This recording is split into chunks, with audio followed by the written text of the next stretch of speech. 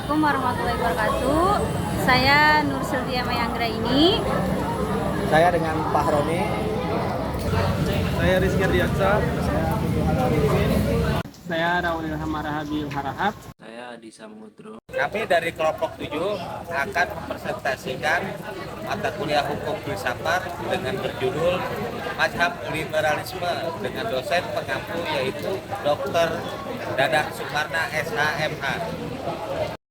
Liberalisme adalah sebuah ideologi politik, pandangan filsafat politik dan moral yang didasarkan pada kebebasan, persetujuan dari yang diperintahkan dan persamaan di hadapan hukum. Orang-orang liberal mendukung beragam pandangan tergantung pada pemahaman mereka tentang prinsip-prinsip ini.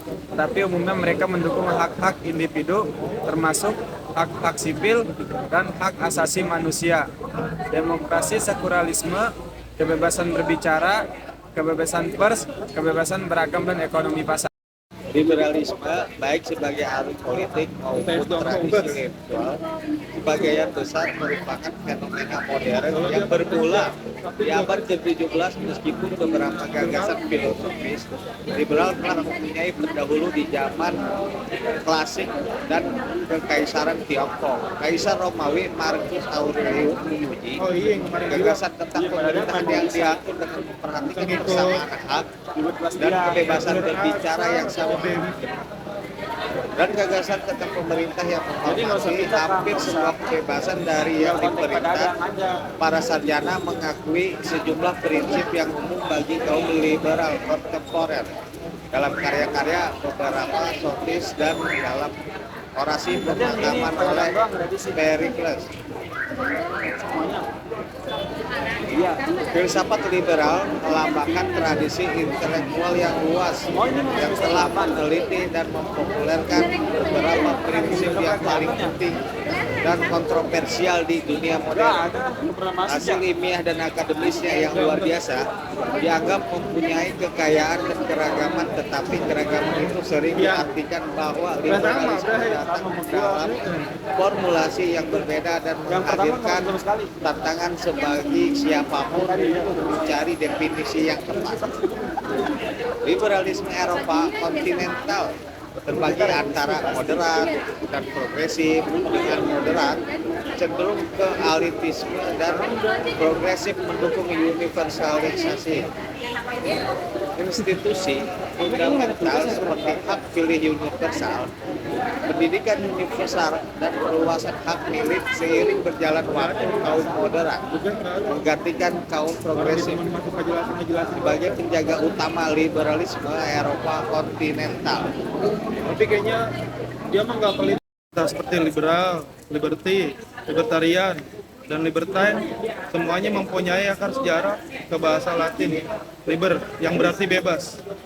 Salah satu contoh pertama yang tercatat dari pengguna kata liberal terjadi pada tahun 1375 ketika digunakan untuk menggambarkan seni liberal dalam konteks pendidikan yang diinginkan untuk orang yang merdeka.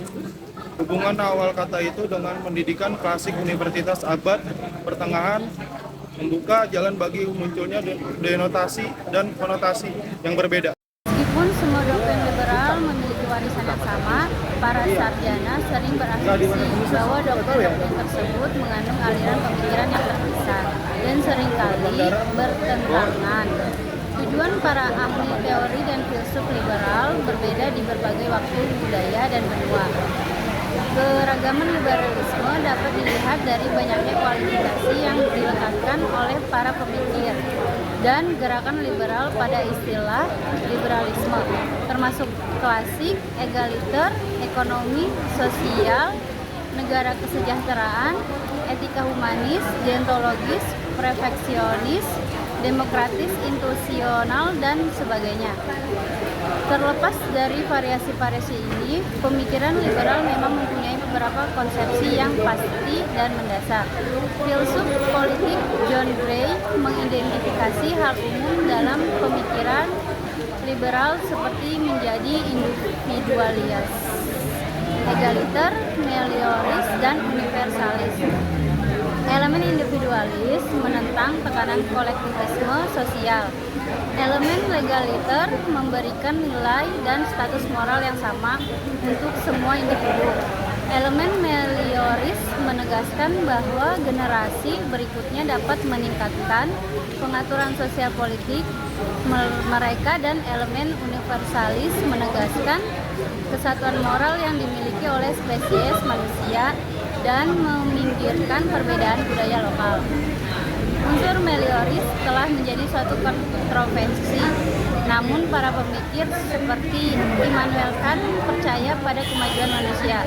Sementara pandangan ini dikritik oleh para pemikir seperti Jean-Jacques Rousseau yang menganggap bahwa upaya manusia untuk memperbaiki diri melalui kerja sama sosial akan mengalami kegagalan. Menjelaskan liberalisme klasik dan modern John Locke dan Thomas Hobbes. Para filsuf pencerahan dianggap berjasa membentuk ide-ide liberal. Ide-ide ini pertama kali disatukan dan disistemasikan sebagai ideologi yang berbeda oleh filsuf Inggris John Locke, yang umumnya dianggap sebagai bapak liberalisme modern. Thomas Hobbes berusaha untuk menentukan tujuan dan pembenaran otoritas pemerintahan di Inggris pasca Perang Saudara, menggunakan gagasan tentang keadaan alamiah, skenario,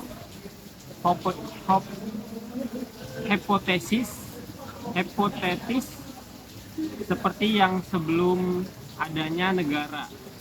Ia membangun gagasan tentang kontrak sosial yang dimasuki individu untuk menjamin keamanan mereka, dan dengan demikian kedaulatan mutlak yang sepenuhnya mampu mempertahankan keamanan tersebut. Hobbes mengembangkan konsep kontrak sosial, hal mana individu yang berada dalam keadaan alamiah yang anarkis dan brutal berkumpul dan secara sukarela menyerahkan beberapa hak individu mereka kepada otoritas negara yang mapan. Ini menciptakan undang-undang untuk mengatur interaksi sosial guna mengurangi atau menengahi konflik dan menegakkan keadilan. Jika Hobbes menganjurkan persemakmuran monarki yang kuat, Locke mengembangkan gagasan bahwa pemerintah yang sah memperoleh persetujuan dari yang diperintah secara terus-menerus. Hadir agar pemerintah itu tetap sah. Dengan mengadopsi ide Hobbes tentang keadaan alamiah dan kontrak sosial, Locke berpendapat bahwa ketika raja menjadi tiran, hal itu merupakan pelanggaran kontrak sosial yang dimaksudkan untuk melindungi kehidupan, kebebasan dan properti sebagai hak alamiah. Dia menyimpulkan bahwa rakyat memiliki hak untuk menggulingkan seorang tiran dengan menempatkan keamanan hidup, kebebasan, dan hak milik sebagai nilai tertinggi dari hukum dan otoritas. Locke merumuskan dasar liberalisme berdasarkan teori kontrak sosial. Bagi para pemikir, pencerahan awal ini mengamankan fasilitas kehidupan yang paling esensial. Kebebasan dan kepemilikan pribadi diantaranya membutuhkan pembentukan otoritas berdaulat dengan yurisdiksi universal. Assalamualaikum warahmatullahi wabarakatuh. Saya Adi Samudro dengan NIM 19 10 10 20809 akan melanjutkan diskusi tugas untuk kelompok saya.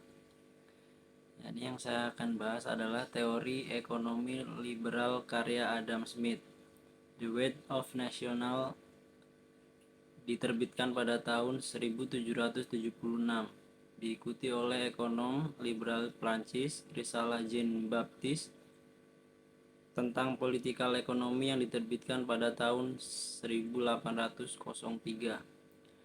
Karya ini diperluas pada tahun 1830 dengan aplikasi praktis yang memberikan sebagian besar ide-ide ekonomi, sampai terbitnya karya John Stuart Mill, Principles of Political Economy pada tahun 1848.